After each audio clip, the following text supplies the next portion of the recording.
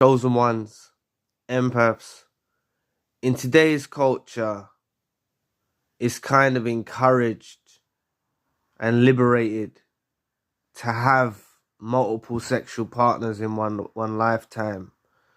But too many sexual partners in one lifetime isn't good for you.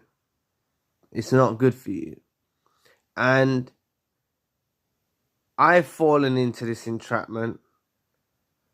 I'm not saying that I've slept with loads and loads of people, but I'm trying to say I fell into this trap. Even with the narcissist, when I think about the origins of why I got into the relationship with a narcissist, at least initially, the only reason why I was getting involved with them was purely, if I'm honest, initially, right? Not further down the line, but initially, the only reason I was getting involved is because I desired a relationship, right? I desired a relationship.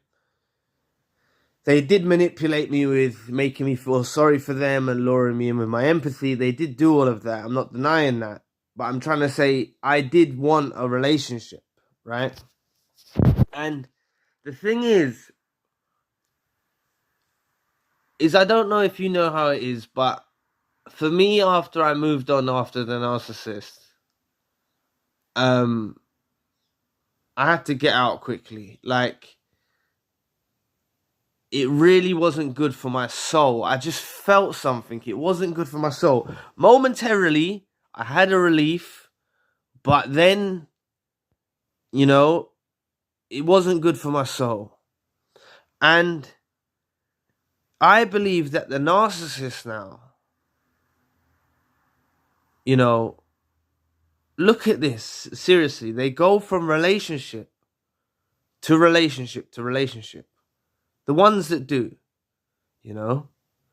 like before us, they told us, oh, I was out of a relationship for a year or whatever they said, 6 months or however long. And it was a lie, It was very soon that they got into the relationship with us. And these are just relationships we're talking about. We're not talking about the people they just have sex with, right? Now, I know, as I said, in today's culture, it's liberated, it's celebrated. Yes, you should have lots of sex. Yes, you should do this. A man isn't a man unless he has loads of sex with loads of different women. And they make this prevalent, especially amongst young men in this society. They make it, if you don't do that, it's almost frowned upon, right? But I've noticed a huge benefit by literally taking my time to heal. And I feel like that the narcissist not doing this at all, right? Not even, they don't do it at all. When they come out of a relationship, they're looking for a new relationship. They need someone by their sides all the time. Now, I think a lot of you have experienced a period of time alone. Some of you have moved on, and that's totally fine, however you want to play it. But you might have gone through a period of alone time, at least. Do you know, like, how taxing, if you were seriously invested in this relationship, like, seriously invested in this relationship with a narcissist, right? Didn't it take a huge toll on your body afterwards? Like, your mind, your soul, your spirit. There was a huge toll taken on it, And narcissists may not feel relationships the same way we do, right? But they do obsess. They do obsess about relationships and about people. And they're very reliant upon a supply. They need it to survive. They need it to survive. So if you add in all of these mixtures of people into the narcissist, that's why I say soul ties. Because they've got connections with other souls on the planet, right? They've got connections with other people from their past. They've got connections. I said on the planet, maybe some have passed away, I don't know. All I'm saying is they've got connections with other souls, right? On this earth. And for me, the connections I've had with my soul, as I've gone through them, it has caused a hindrance, you know? I believe you really do stop your development. And I don't want you lot to look at being alone as suffering. And I think this is what it all comes down to. The narcissist feels like they're suffering when they're alone. Please press the like and the subscribe button. Help your brother out. It will take 2 seconds of your time. Thank you. So they feel like they're suffering, right? But they also feel like they're suffering when they're in the relationship, right? They do. They're never content with the person. They're never truly happy with the person. They're not. They're unsatisfiable. So they go from suffering to suffering. And it makes them they must feel bad in their souls, in their spirit. These numerous flings they have with people, sex with strangers, you know, different partners. How consumed is their mind? Now you've got to understand that with all of that going on in their minds, they still find the time to harass you after the relationship's over, to bother you, to hoover you. They still find the time, and that, in that actual setting right there, that proves how much of an impact you have on the life of the narcissist. That honestly proves it, because they've got chaos going on internally. They're facing some serious internal collisions. Serious ones. Constant battles every day. They are suffering. And, you know, they're not like us as empaths that will see something bad happen in our lives, and, you know, we go through the process of trying to deal with the problem, or, you know, they don't do that. They are the problem. They're creating a huge problem in their lives by doing this with multiple people. So never ever envy them moving on and stuff like that. I don't know if any of you do, but it just come to mind. Like, don't ever envy it or feel resentful because the narcissist has moved on and you haven't moved on, for example. You can move on in life in different ways. I'm telling you. The healing journey, right? Even if you haven't moved on yet, the healing journey, you taking the healing journey seriously, moving on with your life, you know, you achieve such greater things in the company of yourself than with the narcissist, or than with another narcissist. You know, you do.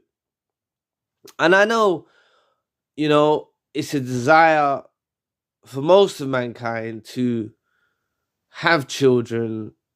Maybe you've already got children, but for those that don't have children, you like to have children, or you like to get married, or you like to have a partner. Like, it's a desire of most people to find a companion, and I totally get that. I'm totally with that. But the way that the narcissist does this pursuit isn't healthy. It's not healthy one bit. The way they do it. These multiple partners destroy the narcissist. It absolutely destroys them, and they don't see it. They don't see it at all. I felt it. I felt it in my spirit. By meeting new people, even ones that I wasn't even intimate with, right?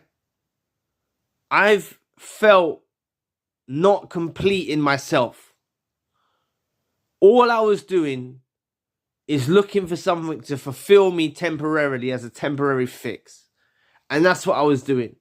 And even in the beginning stages of why I met the narcissist initially, I wasn't exactly doing that for the right reason either. It was just, oh, I want a relationship. Why do I want a relationship? Oh, because friends are in relationships and it's the thing to do. All I'm saying is if you take serious time building foundations in your own life, right? Preparing to meet your partner, preparing to meet your husband or your wife, preparing yourself in building your life. See, a lot of us have got into elder age now, and we've only just realized this. And some of our younger years, we didn't waste it on the narcissist, but we learned a lot. You've got to understand that we are human beings. We don't know everything. And sometimes we go through these experiences to actually teach us and navigate us, right? But this narcissist doesn't have that intellect. They don't have that intellect to actually consider. They don't have the intellect to actually consider about how this is chaotic and toxic for their lifestyle. Being with numerous people, they don't take it into consideration. So just understand that wherever the narcissist is now, whatever they're doing now, they're not benefiting their soul. They're not enriching their life. They're not. They're destroying their own existence. And you did make an impact in their lives, a huge impact. You did make a huge impact in the life of the narcissist, and they've only truly appreciated you now. And this is what I'm saying. They still find the time to disrupt your life, to harass you, to bother you, to stalk you, to hoover you, to do all of these things to you after they're out of the relationship with you. And that just shows they've got a lot on their plates. Some of them have children. Some of them are having children, more recent children with the new suppliers. They're doing these kinds of things, and they still find the time to annoy us and mess with us. And the reason they do this is because we were such an important factor in their lives, one that they will never, ever truly get over. So what can we learn from this lesson? What can we learn? We can learn from the path of the narcissist that for us, you may have moved on now a few times, whatever. It doesn't matter. I'm not judging. I'm just saying we can actually extract some wisdom and see, hold on a minute. Me necessarily moving forward with all of these people, it's quality over quantity. You know what I'm saying?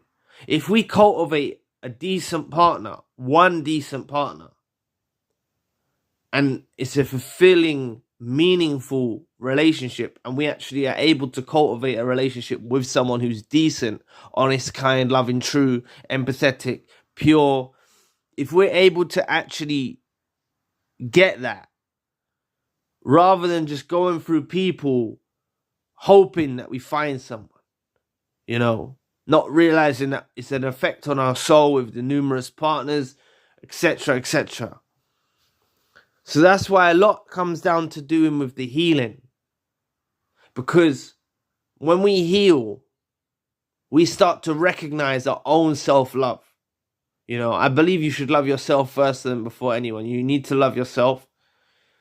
And it prepares you to understand what you do want from a relationship. It prepares you to understand, like, you become so comfortable with your own company, that, yeah, it can actually feel rather draining being in a new relationship with someone. But if you do meet the right someone, you're going to go in that direction, you know. But seeing people that are not what you truly desire, you're not just actually ending up in situationships with them purely for the sake of having a companion or a partner, just anyone. It's got to be someone decent. It's got to be someone serious, you know. So let the narcissist go. Let them run through as many people as they want to run through. You know what I'm saying? Let them run through as many people as they want, as you want them to, as they want to run through. Let them do that. It's not benefiting them in any way. They have codependency issues with previous supplies. They still miss previous supplies. They do, right? And when you understand the statistics that it's not common for a narcissist to meet an empath, they don't. They end up in toxic relationships themselves. They don't meet empaths. You are rare. When you go out in the street or you go to an event, it's filled with people that are not empaths. You can tell. A lot of empaths are introverted. Not all of them are, but a lot of them are. So a lot of empaths are doing their own thing, busy with their own work, in their own life. So we don't even get drawn out that much. We don't even get drawn out that much because we're busy with our own things, right? So anyway, just realize that this narcissist is having sex with strangers, new supplies. Not trying to trigger you now, but they have serious issues on their hands from acting in this way. Serious issues on their hands with their soul and their spirit, the ability to pair bond, to actually have relationships. They can't have relationships anyway, meaningful ones. So it's a disaster, them trying to do it now. It's just a walking disaster. So anyway, thank you for watching today. Please press the like and the subscribe button. If you'd like to donate to the channel, you can find the link in the description box. And if you'd like a one-to-one session with myself, you can also find a link in the description box. Currently, I've got a secondary channel, a spiritual channel. So anyway, I'll be back with another video soon. Peace.